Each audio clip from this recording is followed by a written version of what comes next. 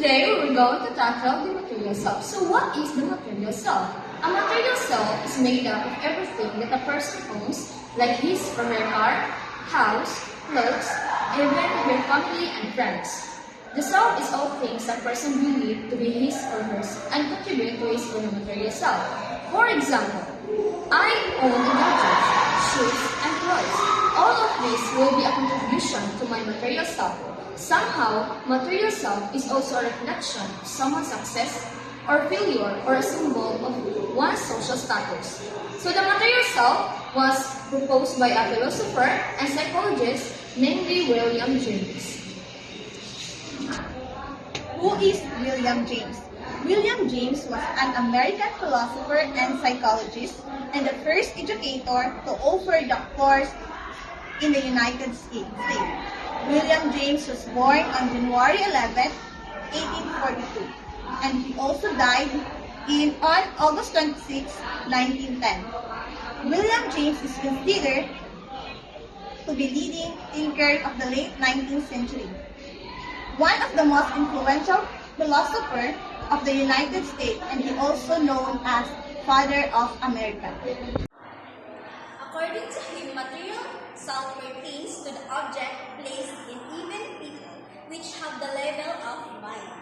Additionally, position extension of individual and identities. For an example, you are wearing a unique clothes that would reflect your personality being fashionable. Another example, you are wearing an elegant attire that would reflect your status in life. These two examples with different types of clothes will be designated as my wardrobe. According to William James, there are 4 types that belongs to material self. First is the body. The body is the innermost aspect of material self.